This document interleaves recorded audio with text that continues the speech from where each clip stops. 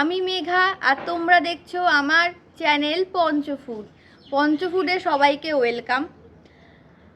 আজকে এসে গেছি একটা কিন্তু একদমই নতুন রেসিপি নিয়ে। তোমরা তো নামটা পড়েছই থাম্বনেলে, তাও আমি একবার বলে দিচ্ছি, খাট্টা মিঠা চিকেন। আমি কিন্তু আজকে ইন্ট্রোতে বলবো না যে কি দিয়ে বানাচ্ছি, কি দিয়ে বানাবো বা কিভাবে বানাবো, কোনো কিছুই কিন্তু শেয়ার করব না। আজকে কিন্তু পুরো একটা অন্যরকম রেসিপি নিয়ে তোমাদের কাছে চলে এসেছি। তার জন্য কিন্তু আজকের পুরো ভিডিওটা তোমাদের দেখতে হবে। আর এইটুকু বলতে পারি, চিকেনটা কিন্তু একদম অন্যরকম খেতে। যারা একই রকম চিকেন রান্না করে, বা চিলি চিকেন হোক বা চিকেনের ঝোল হোক, চিকেন কষা হোক, এরকম রান্না খেয়ে খেয়ে বোর হয়ে গেছে চিকেনের রেসিপি নিয়ে, তারা ভাবছো কী রকম রেসিপি করলে চিকেনটাকে যে আমি একটু অন্যরকম স্বাদ পাবো, তার জন্যই কিন্তু এসে গেছি আজকে অন্যরকম স্বাদ নিয়ে তোমাদের সাথে রান্নাটা শেয়ার করতে। তো চলো তাহলে দেখে নাও আজকের এই রেসিপিটা যে কেমন করে বানাচ্ছি আর কি কি উপকরণ লাগছে। আরে হ্যাঁ, তার জন্য কিন্তু দেখতে হবে পুরো ভিডিওটা। আর যারা আমার ভিডিওটা নতুন দেখছো তারা প্লিজ চ্যানেলটাকে সাবস্ক্রাইব করে দিও। আর যারা ফেসবুক পেজ থেকে দেখছো তারা অবশ্যই চ্যানেলটাকে ফলো করে দিও। আর ভিডিওটা ভালো লাগলে লাইক, কমেন্ট আর শেয়ার তো তোমরা অবশ্যই করবে, এটা তো জানোই। তো চলো আজকের উপকরণ দেখে নাও, আর তারপরে দেখিয়ে দেবো কিভাবে রান্নাটা করছি। তো চলো, উপকরণের ফার্স্টে নিয়ে নিলাম চিকেন। এখানে 600 গ্রামের মতন চিকেন আছে। চলো তারপরের উপকরণগুলো দেখে নাও। তারপরে নিয়ে নিলাম এখানে 2টো মিডিয়াম সাইজের পেঁয়াজ, আদা রসুন, লঙ্কা, আর হলো আজকের মেন উপকরণ হলো আম। আজকে আম দিয়ে চিকেনের একটা রেসিপি করে তোমাদের দেখাবো।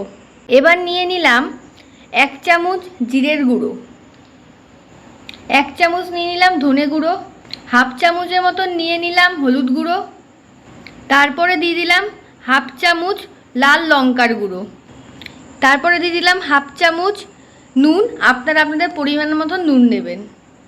তারপর নিয়ে নিলাম 1 চামচ কাশ্মীরি গুঁড়ো লঙ্কা।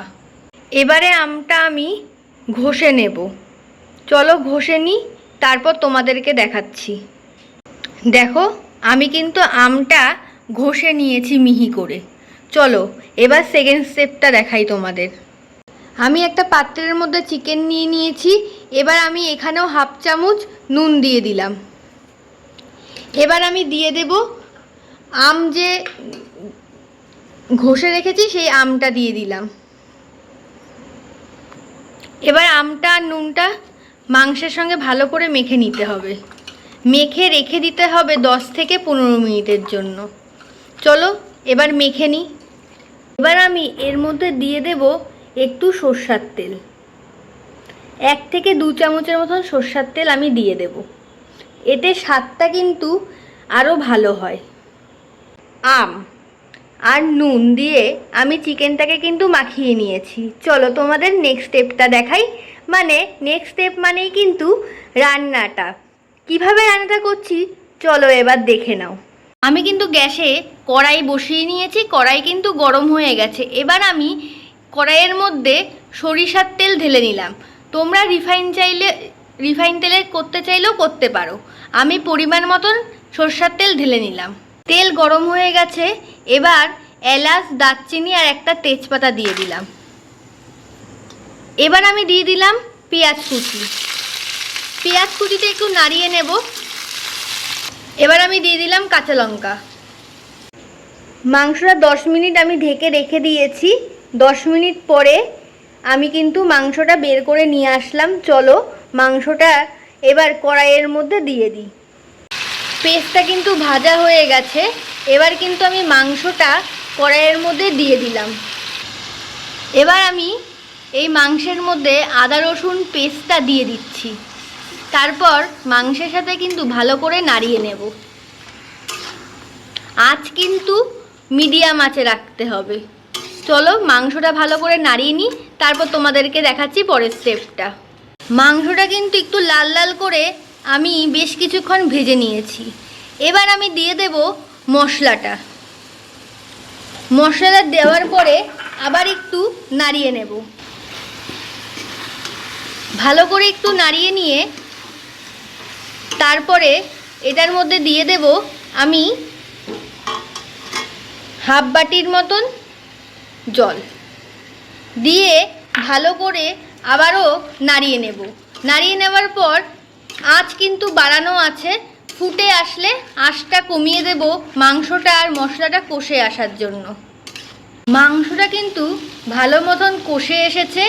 এবার আমি এর মধ্যে দিয়ে দেব ছোট চামচের 1 চামচের মতো চিনি। চিনিটা দিচ্ছি কারণ তাহলে আম দিয়েছি, আমের টকটার সাথে ভালোভাবে ব্যালেন্স খাবে, তাই একটু চিনি দিয়ে দিলাম। চিনিটা দেওয়ার পর আমি আবার ভালো করে একটু নাড়িয়ে নেব। দেখো মাংসটা কিন্তু ভালো মতন কষে এসেছে, মাংস থেকে কিন্তু তেল ছেড়ে দিয়েছে। এবার আমি দিয়ে দেব এর মধ্যে 2 বাটি জল। এবার আমি ভালো করে মাংসটা নাড়িয়ে নেব। আঁচ এখন বাড়ানোই রাখবো, ফুটে আসলে আঁচটা কমিয়ে দেব। দেখো আমি কিন্তু মাংসটা ভালো করে নাড়িয়ে নিয়েছি, এবার ঝোলটা ফোটার অপেক্ষায়। দেখো ঝোলটা কিন্তু ফুটে এসেছে, এবার আঁচটা কমিয়ে দেব যাতে মাংসগুলো ভালো করে সেদ্ধ হয়ে যায়। জল টেনে আসা অবধি আমি কিন্তু মাংসটা ভালো করে সেদ্ধ করে নেব। চলো জলটা টেনে আসুক, তারপর তোমাদেরকে দেখাচ্ছি। দেখো জল কিন্তু টেনে গেছে, মাংসটা কষে গেছে, তেল কিন্তু ছেড়ে দিয়েছে। আমাদের কিন্তু মাংসটা রেডি হয়ে গেছে। এরকমই কষা কষা একটু মাংসটা কিন্তু কষানো করতে হবে, জল থাকলে কিন্তু সেরকম একটা ভালো লাগবে না। চলো তোমাদেরকে প্রেজেন্টেশন করে দেখাচ্ছি মাংসটা কেমন লাগছে।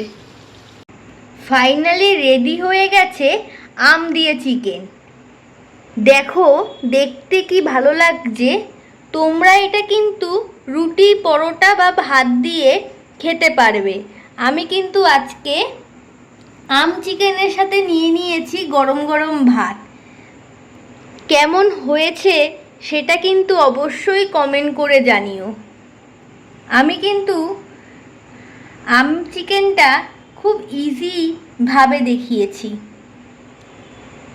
চলো তাহলে আজকের মতন এখানেই আমার ভিডিওটা শেষ করছি। আর তোমাদের যদি ভিডিওটা ভালো লেগে থাকে তাহলে প্লিজ চ্যানেলটাকে সাবস্ক্রাইব করে দেবেন। আর যারা ফেসবুক থেকে দেখছেন তারা প্লিজ চ্যানেলটাকে ফলো করে দেবেন। আর ভিডিওটা ভালো লাগলে অবশ্যই একটা লাইক, কমেন্ট আর শেয়ার করে দেবেন। চলুন তাহলে আজকের মতন টাটা, দেখা হচ্ছে আবার কোনো নেক্সট একটা নতুন একটা রান্নার রেসিপি নিয়ে।